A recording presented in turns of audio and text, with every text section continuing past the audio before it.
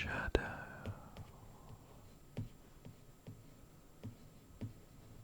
Chaser. Shadow Chaser.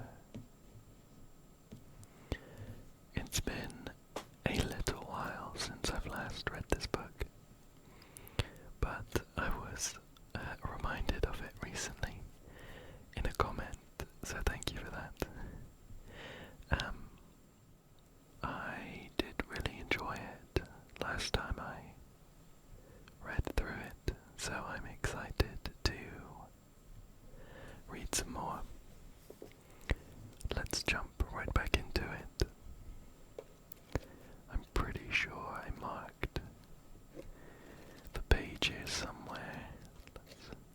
There we go. Take that away.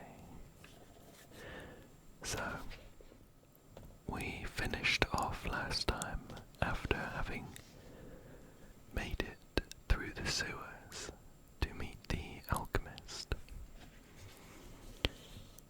We're just here. The alchemist explained that we are the guardian, and we finished off with then he will come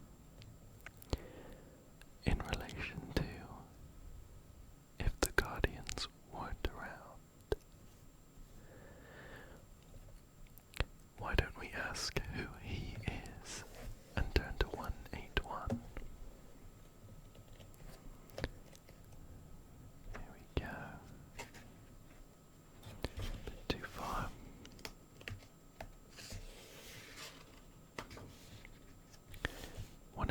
Just here. I don't know, Rowan. It's the prophecy. But he killed your mother, so he'll make short work of you if he ever catches you. And it's the wrong question. She raps you on the head again, right on the spot that was already tender. Don't you want to know what the Guardian does? What he's so scared of? I'll tell you. Turn to 234. Let's find that here. Little too far. Here we go. Only the Guardian can open the door to the chamber of the flame. The fuel that feeds the flame lasts for 100 years. If it's not replaced, the flame goes out and the kingdom lies unprotected. That's when he'll make his move. The prophecy says that an army of darkness will descend on Arkandale. Our defenses will fall and the greatest warriors falter. Chaos reigns, crops wither in the field, and out of this he will come, offering peace and prosperity. She looks up with a strange smile, and all that he'll ask in return is your free will. He will make you into slaves, and you will let him. She pauses. All this will happen if the flame goes out. That is why they came for you, Rowan. The 100 years are nearly up. The flame's power is failing, and the Guardian's time is upon us. She stops, and suddenly her stern face softens. You can almost see tenderness there.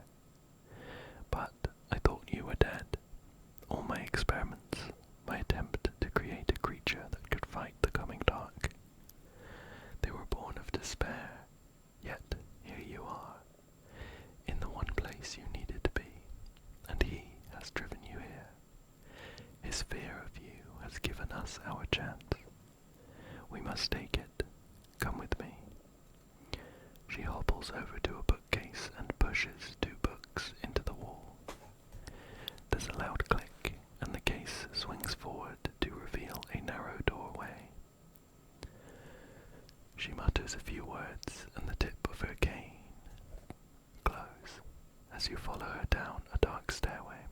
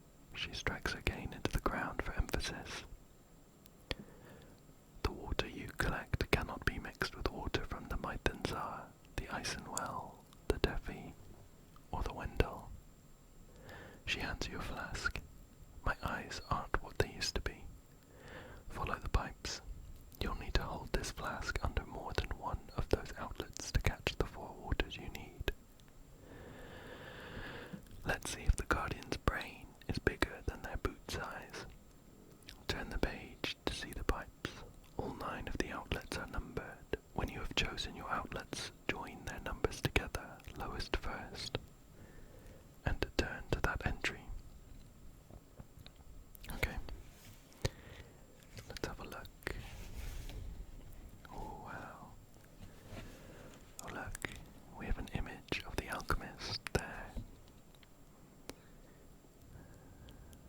with her cane that lights up, and a load of oddities in the background. A load of oddities. Let me grab my magnifying glass so that we can take a closer look.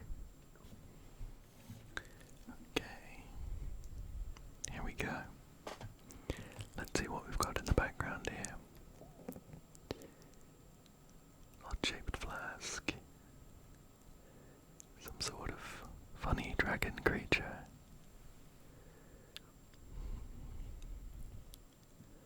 What looks like an old potato in a jar. See if we can get a bit more focus on that. A couple of skulls, including a conjoined one there, and a ram's skull. A few creepy looking creatures in jars there, and a whole load of potions. There she is, the alchemist herself. Let's take a look at these pipes. Up at the top here, all of the pipes are labelled with the rivers.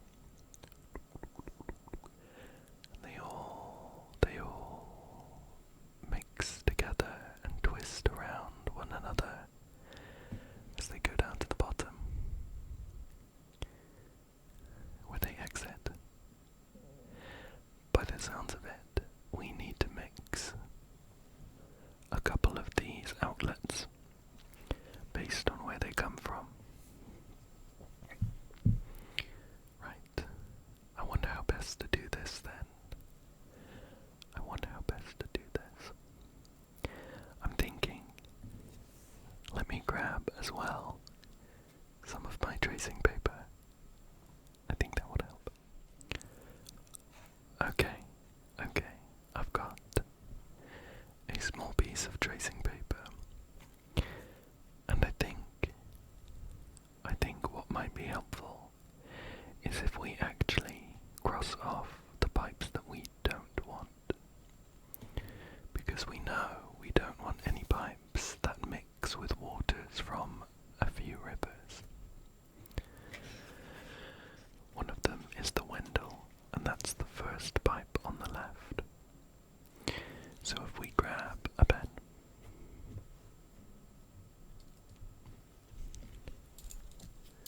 and we follow the pipe with the Wendell. So if we follow the pipe linking with the Wendell, we can cross off any outlets that come from it.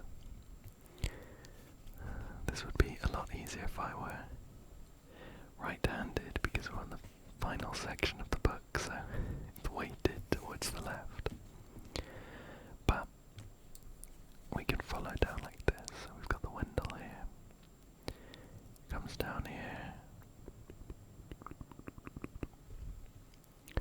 Crosses underneath this pipe and splits off. We'll follow the left section for now. Goes down there. Then from there, comes down underneath that pipe and down to number 3. So we know we don't want pipe number 3. Now there was a fork in the pipe, so we should follow that other section as well. That one comes down under here.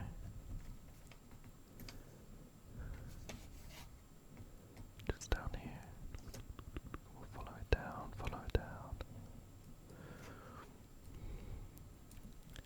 into this big bulbous section here, where it does also split again, but it comes down to pipe number 7. We don't want that.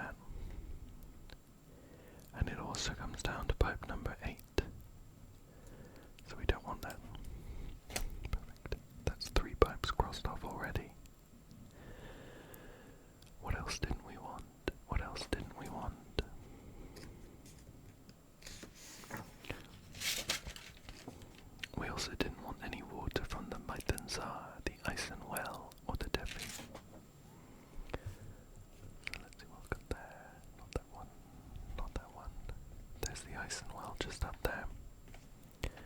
So we'll do the same. Follow it down. Oops. Tracing paper shifted a bit, but that's fine. That one comes all the way down to number 1. So we don't want number 1 either. This one did fork over here. It actually has 3, so it comes over here. Down a bit. And all the way down to number 4. So we can cross that off. And it's split just here as well. So we can follow this down as well. What do you know? That actually meets back up. So we don't cross off anything else. So we've crossed off 2. We didn't want the Maitensa or the Defi, which are 2 just over here, 1 up there, 1 down there. Let's see if we can do the same. So that comes down here, all the way down. Looks like it just leads to 1, number 6.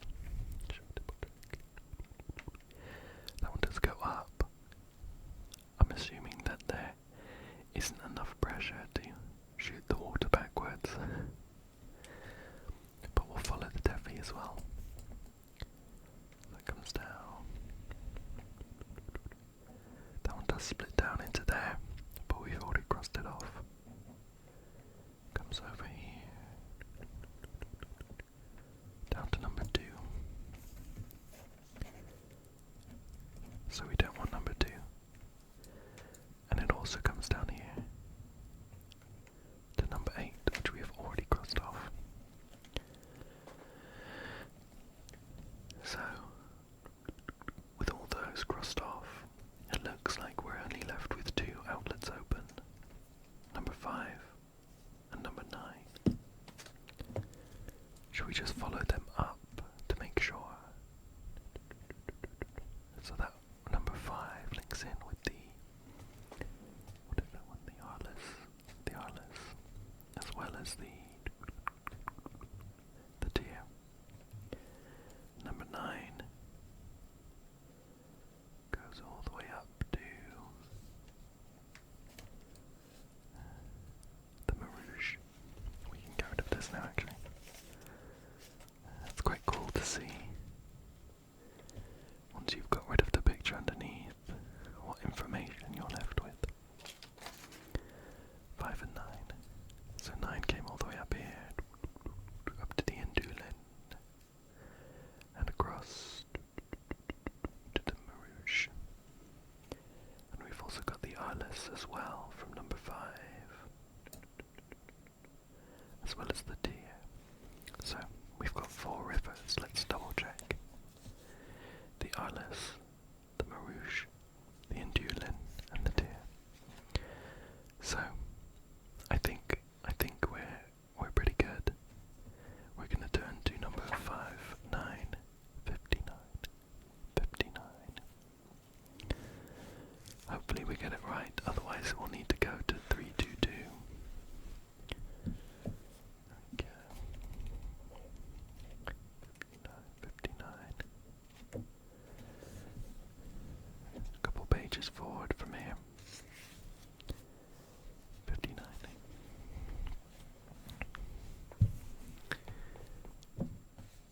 You hand her the flask nervously. She snatches it away, dips in a finger, and brings a drop to her mouth. Under the light of the lamp, her eyes are almost lost in shadow. She turns abruptly and hobbles from the chamber.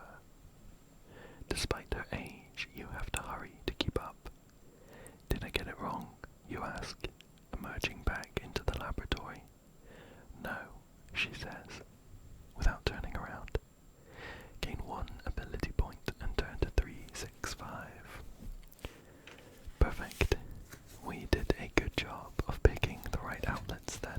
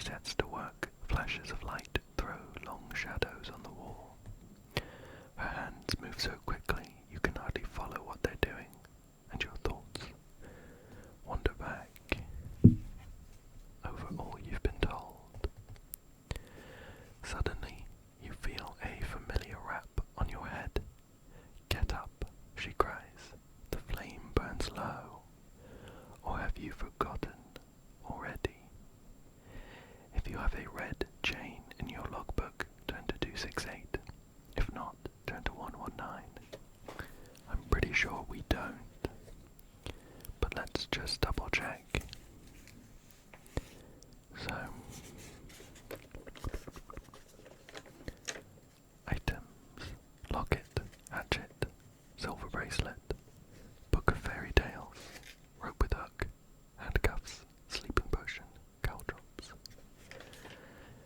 Unfortunately, no red chain. Okay, so unfortunately we don't have a red chain, and we're going to be turning to 119. It's going to be closer to the beginning. Here we go. So it's done, she says. Look at me. She pinches your chin between her long fingers and stares into your eyes. The fate of Arkandale is held in here. She hands you a small leather drinking flask. Carefully, you ease out the stopper. The liquid looks dark in the dim light, but then you notice something else. The low murmur of many voices, and above them, a lone, clear voice singing in a language you don't understand. You push the stopper back in, and the song stops. Add the fuel to your logbook. We'll do that in a second. Good. I've done what I can, but now I'm at a loss, Rowan. Where is the flame? Where is it? The fuel is worthless without the location, and that's a secret passed down from guardian to guardian. You were so young. She looks at you with a desperate kind of hope. Your eyes widen and you scrabble around in your bag for the book of fairy tales. You turn to the picture and tell her what Maddox says about a flame beneath an oak in a place that no longer exists. The alchemist stares thoughtfully at the page. In a place that no longer exists. I wonder. She snaps the book shut and hands it back. Then she puts her fingers to her lips and whistles loudly. Turn to 263.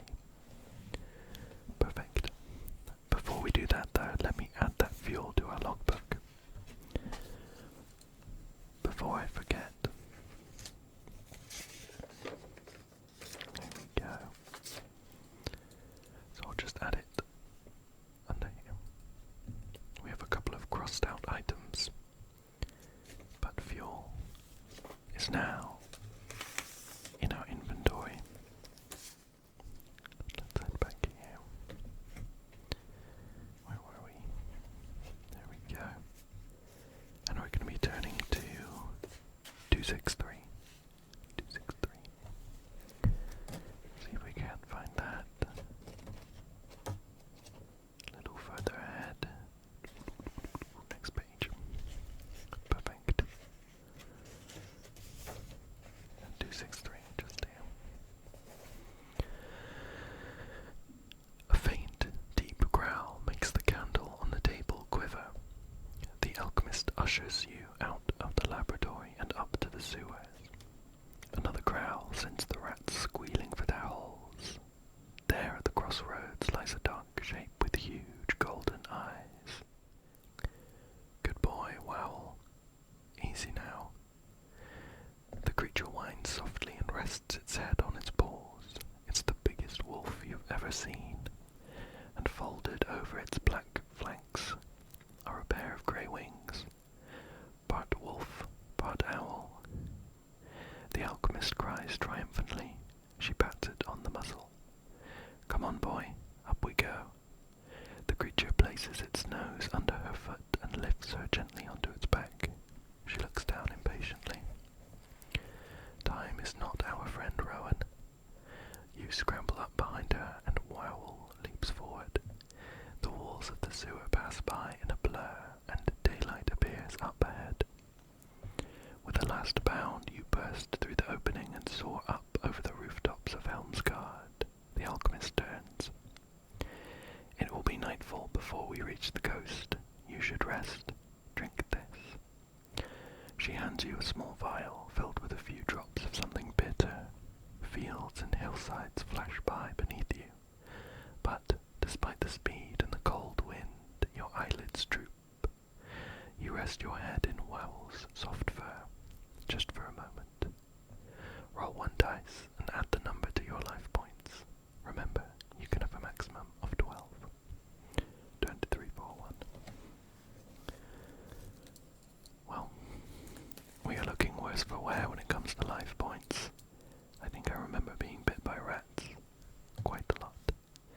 So we get 1 dice worth of healing. That's a maximum of 6, which could take us up to 12. Okay, here we go. I'll get a nice coloured one here. I'll give it a roll.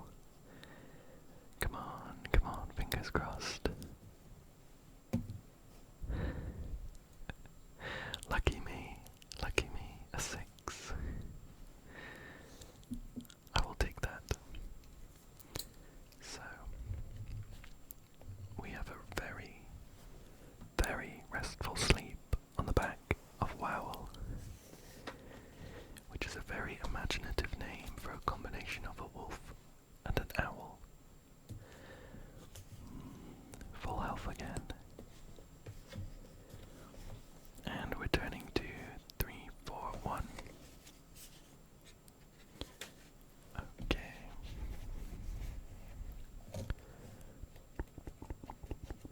Towards the back, but not that far. Here we go. Perfect. The fall wakes you, slipping from Wowell's back as he lands. Get up, the alchemist cries, poking you with her staff. You see a crescent moon shining through tall trees, and she leads you along a narrow path to the edge of the forest. Below, the black sea stretches to meet a sky that's bright with stars. She points towards a small town huddled on the shore.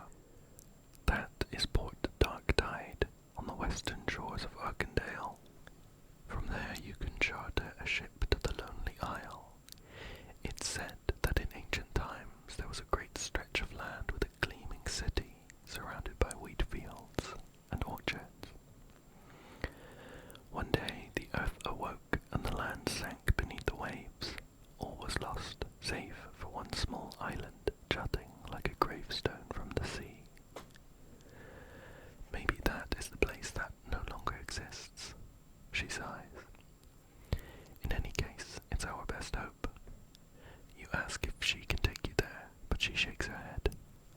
Wowell would draw too much attention, and Rowan, I am an old woman whose power lies in her books. I would be of no use to you. She raps you on the head, but gently this time. Go, you might be stronger than you know. If you'd like to head straight down the slope towards the town, turn to 177. If you'd prefer to keep to the trees and follow the forest as it curves down the slope to the left, turn to 258. If you decide to scramble down a steep slope to the right and follow a river heading towards the town, turn to 73. Well, a few options here. To be honest, I'm thinking about just heading straight there. I would imagine that if it were dangerous, if the port were dangerous, the alchemist might have told us. So let's turn to 177 and head straight down the slope towards the town. Okay. Perfect. Here we go.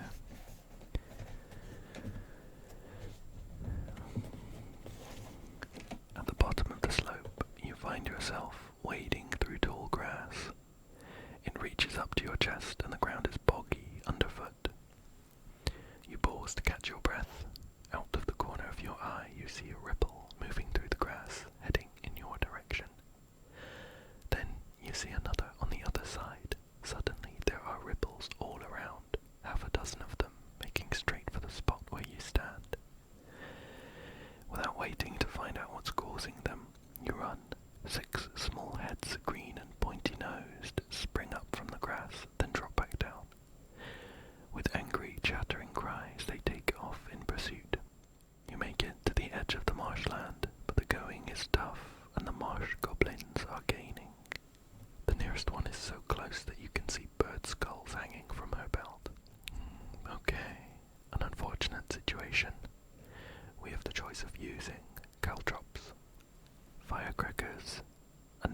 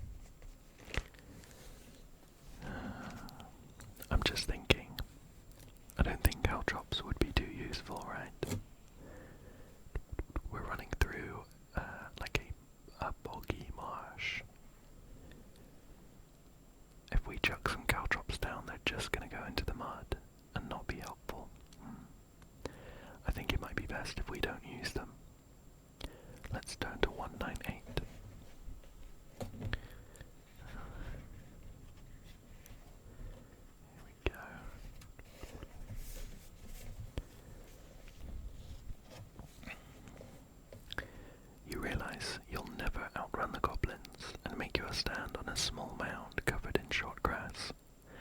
They close with their spears raised. If you snared any in your net, cross them from the list starting at the bottom. The goblins give little thought to fighting as a group, so if you lose a round, only count the damage from the goblin you chose to. Oh, yikes. Attack. If you win the round, only deduct the combat points from that goblin too. Remember to keep a note of how many rounds you have left for each goblin. Wow. So we have 1, 2, 3, 4, 5, 6 marsh goblins. And we're going to have to defeat all of them. As a reminder, combat works like this. For each of the enemies, the skulls are the opponent's combat points, and we want to cross them all off. We have the option of choosing a few different attack types, like a light, medium, and heavy attack, with each of them requiring a higher roll than the last, so 7, 9, or 11 up. If we miss, then we take damage from the goblin, and we would cross off flames, of which there are 12. So,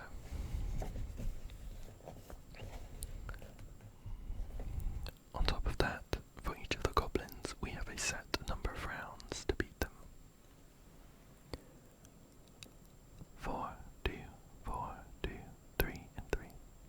Now, our attacks do either 1, 3, or 5 damage, so it doesn't make sense to do any 5 attacks because they've only got 3.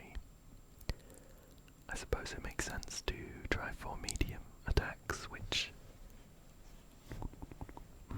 need 9 or more with the 2 dice. Okay. So, I'm going to have to make a note of all of the goblins in the logbook here. Let me turn to a new page.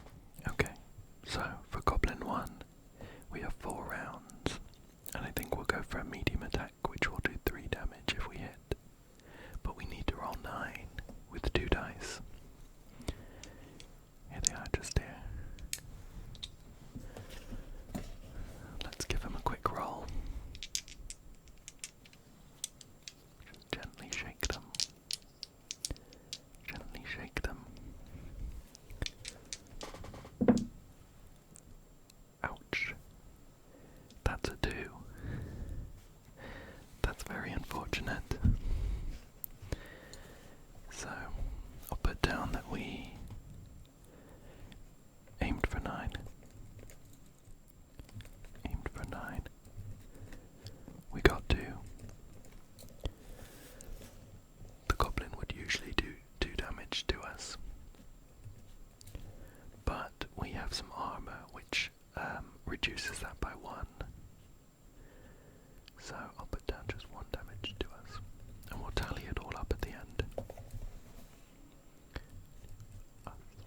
One of space there. I think that was unlucky that we got 2. Let's try again for a roll of 9.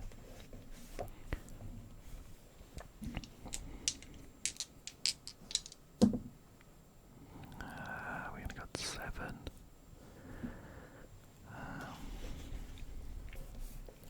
So again, got 7 here. That's another 1 damage to us here.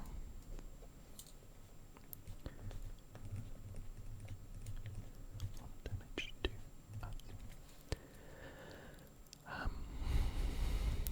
That's 2 rounds down. We've only got 2 rounds to go. There's no way we win unless we try for 9s on both of these and win at least 1. So we're going to roll again just here. Perfect. Perfect. A 4 and a 5 is exactly 9.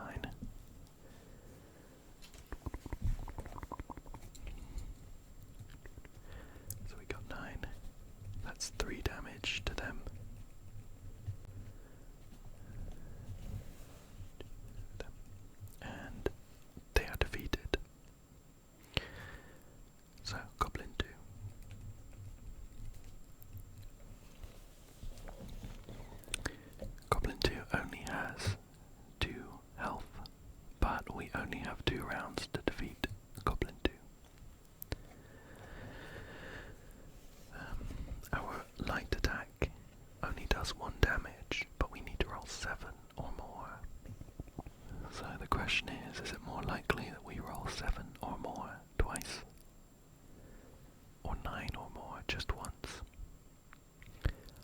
I think I'm going to go for the 9 or more again. So we're going to do a medium attack. Come on. 9 or more, and we have 2 chances. It took us 3 chances to get it for the first goblin. We only got 7 there. 5, 6, 7. So, it all comes down to this next one. 9, and we got 7. That's 1 damage to us. We don't need to worry so much about the health because we were at 12.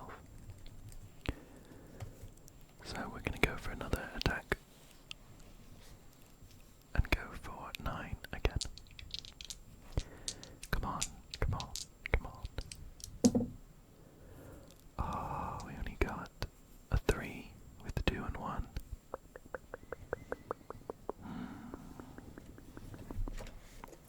That's unfortunate.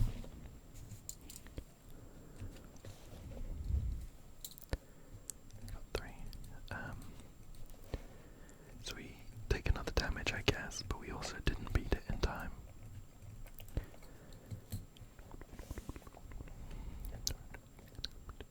How many rounds you have left for each goblin? I'm not sure if I keep going. The options here say if you defeat all the goblins, turn to 157. We didn't defeat the second one, so it's not going to be that.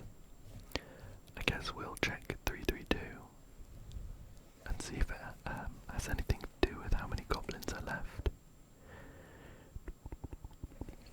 Let's check 332 here. 332.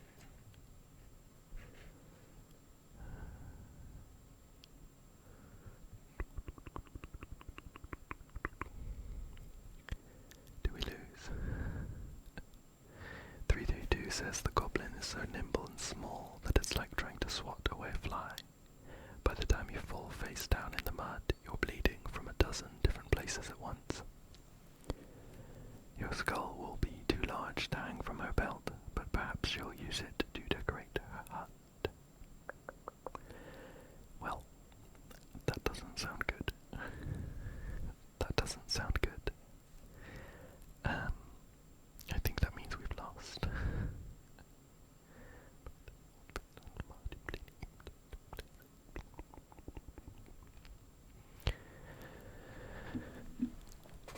That's a shame.